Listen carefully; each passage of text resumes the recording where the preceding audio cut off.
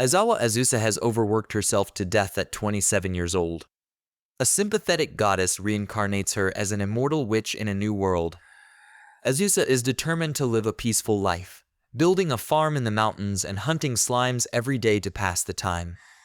300 years has passed, and she becomes known as the Witch of the Highlands by the people of Flata village due to her medicinal knowledge.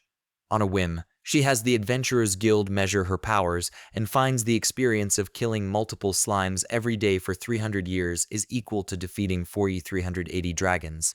She is now the strongest adventurer in the entire world.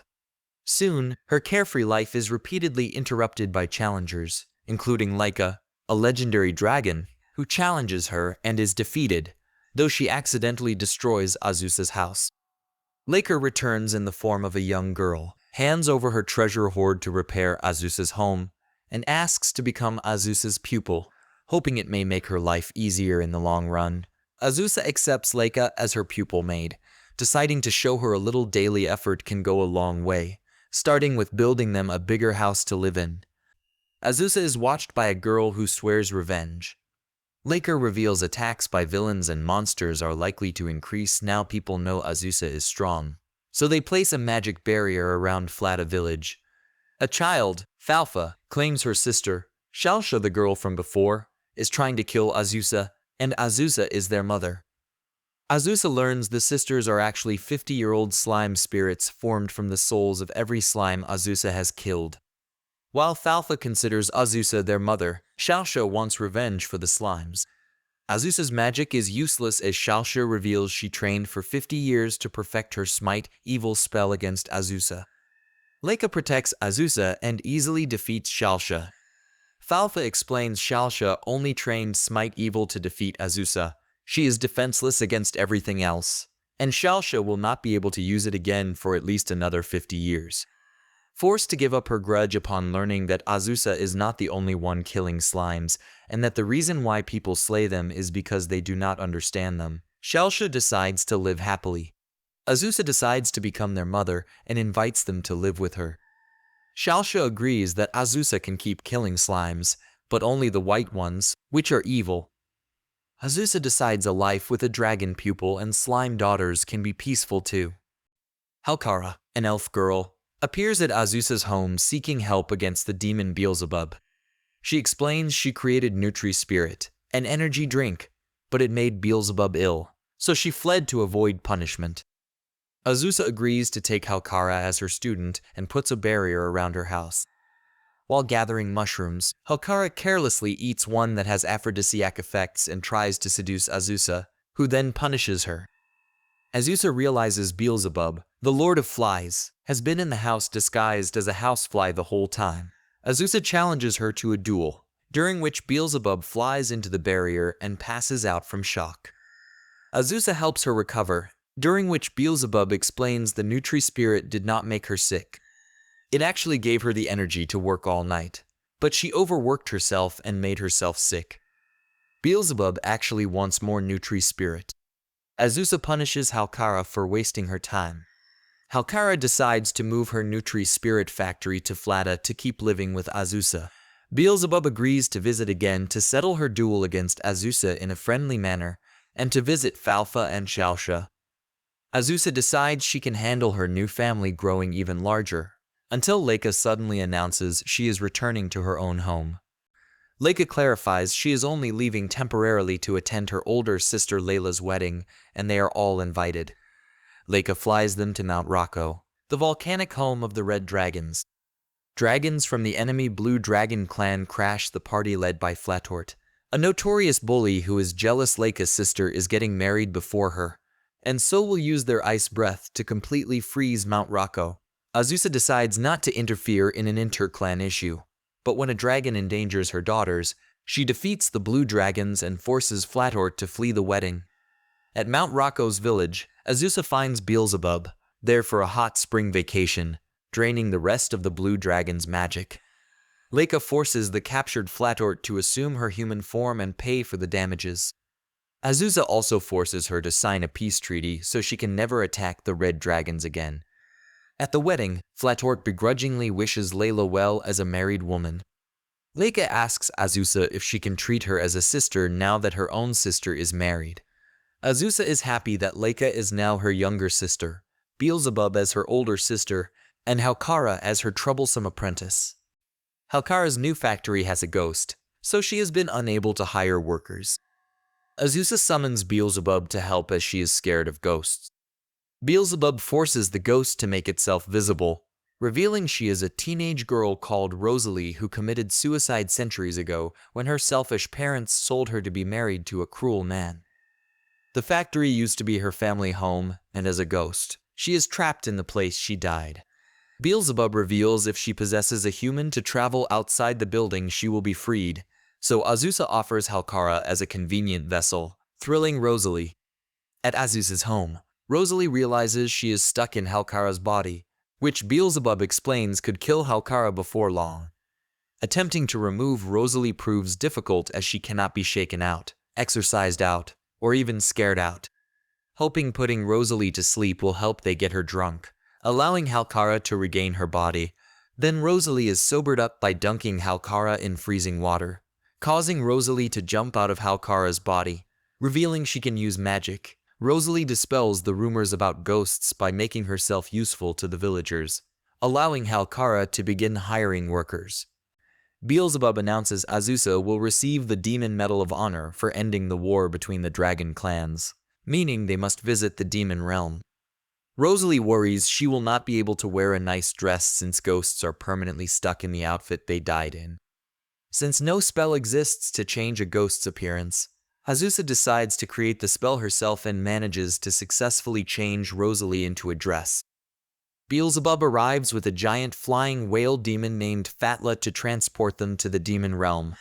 Fatla is so large she carries a luxury hotel on her back run by her sister Vania. After spending the night, they arrive at the demon capital city Vanzeld to meet the Demon King. The Demon King turns out to be a little girl, Provat Pecora Alieres, who is a fan of Azusa and Halkara's Nutri Spirit drink. Halkara, not initially realizing Provat is Demon King, makes several rude remarks and has to grovel for forgiveness. Provat finds her funny and forgives her, only for Halkara to accidentally headbutt her while rising from her groveling position. With Provat unconscious, Halkara is arrested for attacking demon royalty and sentenced to death. Azusa hatches a plan to wake Provat using a foul-tasting potion. However, she had to fight Provat's subjects due to them not trusting her. Provat wakes up and accuses Azusa of trying to poison her, then challenges her to a duel. Azusa destroys Provat's sword, so Provat agrees to spare Halkara, but then admits she has been seeking someone stronger than her and declares Azusa is her big sister. Forced to agree, Azusa pretends to be a domineering big sister and forces Provat, now insisting on being called Pecora, to free Halkara after convincing her that her being knocked out was an accident. Pecora admits she has a submission complex and wants Azusa to boss her around. At the Medal of Honor ceremony, Pecora gives medals to Azusa and to Leika and Flatort to celebrate the end of the Dragon War. She also forces Flatort to let Azusa touch her horns as a sign of peace.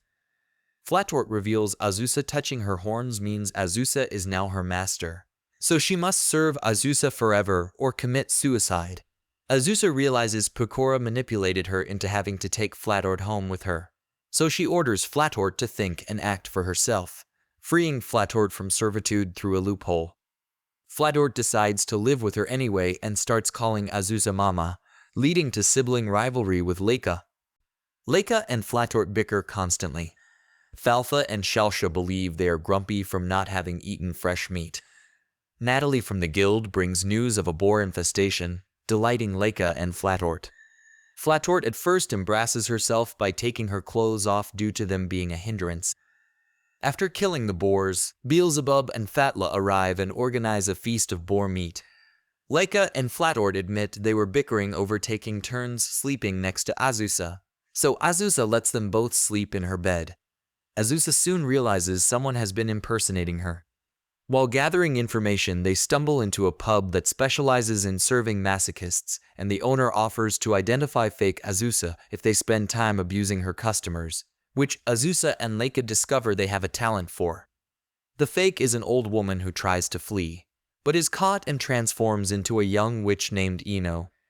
Ino explains she is a medicine maker and wants to be famous, but at the same time, does not want too many people to recognize her. Azusa suggests she sell her medicines, but in character as an idle girl, so she will be both famous and completely anonymous. Her medicine proves to be so popular she asks Azusa's advice on expanding her business, and how Kara even considers making her a business partner at her factory. Falfa somehow turns into a slime and cannot turn back. Beelzebub suggests they ask Intelligent Slime, who lives in Pecora's castle. Intelligent Slime does not know but points them to Magician Slime atop a nearby mountain. Magician Slime explains she was a slime, but used transformation magic to become human. She instantly diagnoses Falfa is in her sleep form, meaning she must have pulled a muscle in her sleep, making it too difficult to maintain a human form. As she did this on instinct, she must learn how to transform back and suggests asking Fighter Slime, who gained her human form by studying martial arts. They locate Fighter Slime at a fighting tournament, which Azusa and Beelzebub both enter. Beelzebub defeats Fighter Slime, who helps Falfa turn back to human. Beelzebub demands Azusa fight her in the final to settle their old duel. Azusa refuses to lose while her daughters are watching and defeats Beelzebub again. Beelzebub later points out, having won the tournament, Azusa's fame will spread further and cause her even more problems. Fighter Slime asks to become Azusa's student, but quickly reconsiders when she senses from Azusa's aura how many slimes she has killed, so she becomes the student of the reluctant Beelzebub instead. Skifanoia, a rabbit girl musician, visits Flata village, but her death music does not impress the villagers. She passes out from hunger, so Azusa takes her home where she reveals her real name is Cuckoo. She has been failing as a musician for 63 years and is now considering getting a real job. Azusa advises she continue if it makes her happy. Flatort, a music fan, points out death music is not popular anymore, plus Cuckoo is not that talented. Azusa suggests changing her style and asks everyone to think of new lyrics. Leica sings about devotion to Azusa, Halkara a song promoting her Nutri drink, Falfa and Shalsha sing about grasshoppers, and Rosalie sings about the depression of being dead. Cuckoo decides to abandon her Skifanoia persona and write a song inspired by Azusa and her family. Beelzebub arrives, hears Cuckoo's new song and demands she perform at the Demon Music Festival. Cuckoo suffers stage fright at the thought of such a large audience, but is helped through it by Flatort, performing her song, Thank You, to massive applause. Her breakout performance leads to hundreds of offers to play at other concerts. Cuckoo thanks everyone for believing in her, especially Flatort, who tells her to keep playing whatever style makes her happy, no matter what. Halkara accidentally feeds Azusa a magical mushroom, turning Azusa into a child. Azusa is annoyed, but Leica and Flatort are delighted. Azusa summons Beelzebub, who is unable to resist her cuteness, but agrees to take her to Pecora, who is also smitten with Azusa's cuteness, but directs her to a dungeon within a giant world tree where an alchemist lives. Azusa expects a dangerous journey, but finds the tree has been turned into a 108-floor tourist attraction where the higher they travel, the more money the tickets cost. Navigating the tourist traps takes time, and they stay overnight in a hot spring on floor 38, then the next night on floor 84. Reaching floor 108, the alchemist, a young girl, gives her the cure, pills made by Ino. Ino arrives and is surprised Azusa climbed the tree when wyverns could have flown her to the top. Plus, the medicine is available in Ino's shop close to Azusa's home. Azusa returns to Pecora's castle and takes the pills, but forgets to change clothes first, so when she grows her clothes tear and leave her naked, to Pecora's delight. Tired and dirty, Azusa insists everyone bathe together, including Pecora, who asks if she can grope Azusa's adult breasts, chasing her around the bathroom. The group visits Flata, which is preparing for the dance festival, a 2-day event to celebrate the harvest. Azusa had previously distanced herself from past dance festivals, but having bonded with the others, wants to do something for the festival. During lunch at a cafe, Azusa gets inspiration from observing the strengths of others to run the coffee shop, the witch's house, on the eve of the festival. In preparation for the festival, Azusa and the others try their waitress uniforms, prepare the menu, set up the coffee shop, and distribute flyers to the flat townsfolk. On the eve of the festival, seeing the long queue to their coffee shop, Azusa opens the coffee shop 1 hour early and starts serving the customers with the others. As the coffee shop gets busier throughout the day, Beelzebub, Vania and Fatla, and even Pecora pitch in to help, and Slime Fighter, Eno, and Cuckoo also visit the coffee shop. With their help, Azusa and the others manage to serve all the customers and close up shop. Azusa thanks the others for making the coffee shop a success before they take a break, while she reflects on the events of the series.